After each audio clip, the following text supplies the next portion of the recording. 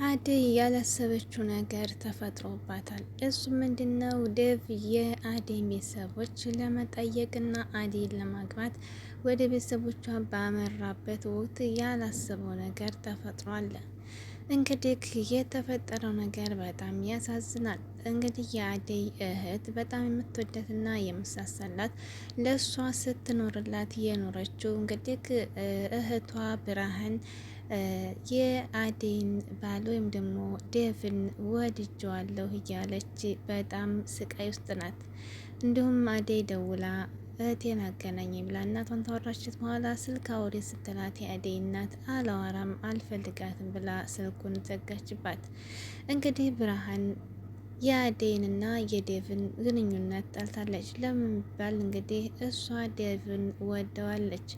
ስልክም እየደወለኝ እና ቶሎ እያለች ስትለው እሱ ደግሞ እህቷን ስለወደደና እህቷ ስለሆነ ይህን ነገር ምንም መልስ ሊሰጣት አልቻለም።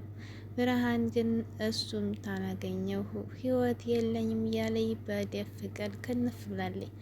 በጣም ያሳዝናል። ሁለተኛ ደግሞ እንግዲህ ቤዛ ከወንድሟ ጋር ሆና አሁንም ሰው መክፈፏና እንግዲህ ያንን በጣም የሚያስጠላ ጸባዋን እንዲሁም ሰረቃ የሚባለውን ነገር እንዲቀጥለች ናት። ሌሊዬና እንግዲህ አደይ ምስጢራቸውን ውስጥ በውስጣቸው አድርገው እንዲሁም ባቡሬ እንግዲህ በጣም እየተጨነቀ ነበር በሌሊ ምክንያት። እስካሁን መንስኤው አልገባውም ወይም አልነገረችውም። በጣም ያስጨነቀችው ነው ማለት ነው ሌሊ። አሰላሙ አለይኩም ወራህመቱላሂ ወበረካቱህ። ውድና የተከበራችሁ ቤተሰቦቼ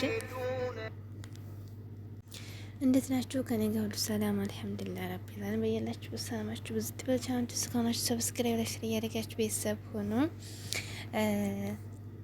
ቤዛ እንግዲህ ከወንድሟ ጋር ሆና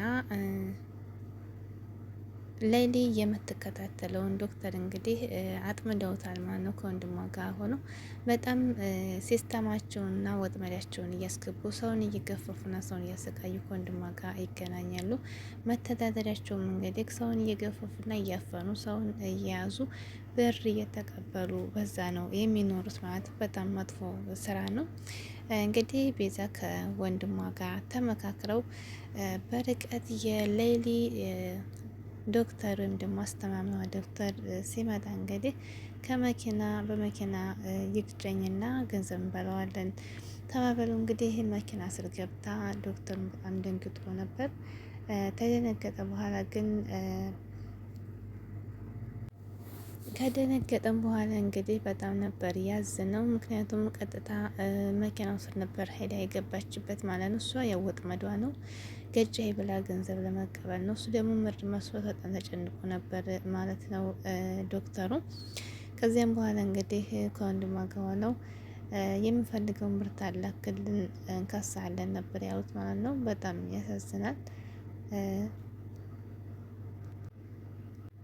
አደይና እንግዲህ ላይ እስካሁን ለባቡሬ ምስጢሩን አልነገሩትም። የምትመለስበትም ሐኪም ቤት እየተመለሰ መሆኑን አያውቅም ማለት ነው። ከቤት ስትወጣ እንግዲህ አደይ ጋር ሌሊ ከሐኪም ጋር ዴቭ ጋር እና ነዴቭ ጋር ሄጄ ቆይቼ እመጣለሁ እነ ሩታ ጋር ብላ ነበር ያለችው ማለት ነው። ነገር ግን ባቡሬና ደግሞ ዴቭ ተገናኝተው መሆኑ የት እየሄዱ ነው የሚደብቁኝ ብሎ ሲላቸው የሆነ ሰሞኑን የአደይ ጸባይ ራሱ ተቀይሮብኛል፣ የሆነ ነገር የደበቁን ነገርም አለ አጣራ እስኪ ሲለው ከዚያ በኋላ ሲደውላት እንግዲህ የት ነሽ ሲላት ዴቭ እና አደይ ጋር ነኝ አልጨረስም ነበር ያለችው ማለት ነው። በጣም ነው እንግዲህ የሚያሳፍረው። ያው እሷ እንግዲህ ለማሳወቅ ነው ማለት ነው። በጣም ተናደዋል እንግዲህ ባቡሬ በጣም ተናደዋል። ምክንያቱም ዴቭ አጠገቡ ነው እንግዲህ እሷ ደግሞ ካርታው ውሸት እያወራች ትገኛለች ማለት ነው። በጣም አስቸጋሪ ነገር ነው።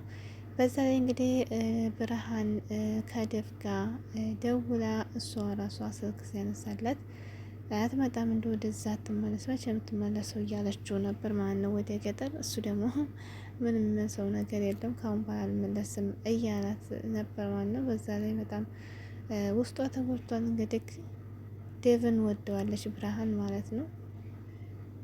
እና እኔን ለምንድን ነው የሚወደኝ? እኔ ወደዋለሁ በቃ ያለሱ መኖራችን እያለች ብቻዋን እያወራረች ስታለቅስ አለሊ መጥቶ እንግዲህ አስደነገጣት ማለት ነው። አለሊ ደግሞ ችግሩን ንገሪ ብላትም ልትነግረው አልቻለችም።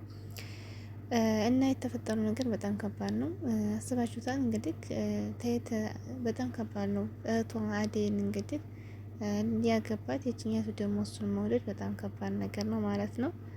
ያው ፍቅር አንዳንድ ጊዜ እንደ እብድም ያደርጋል። ስሜቷን እንግዲህ ነው እንጂ እየተከተለ ያለችው እህቷን ግን እንደሚወዳት በፊትም ብርሃን ታውቃለች። ማኑ ዝጋ በፊትም ብርሃን ታውቃለች አዴን እንደሚፈልጋት ዴቭ ማለት ነው። ባይናገርም እሱ እና አስቸጋሪ ነገር ነው። አንዳንድ ጊዜ ሳናስበው ሰውን በመጠጋጋት እንደዚህ ችግር ይፈጠራል ማለት ነው። እሷ እንግዲህ በዛ ባለፈው እንደማት አዲስ አበባ መጣ እሱ ሲያስታማት ነበር ማለት ነው። እንግዲህ ዴቭ አንዳንድ ጊዜ ያንን ነገር እንግዲህ ፍቅር አምጥቶባታል ማለት ነው። በጣም ያሳዝናል ብቻ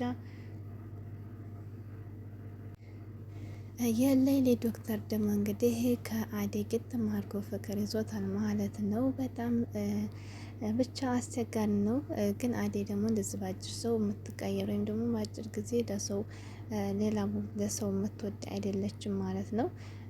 ስትቀያየርበት ደግሞ ዴቭ በጣም ተጨናንቋል ማለት ነው። እሷን ለማግባት ቶሎ ቸኩሎ ግን ተጨናንቋል።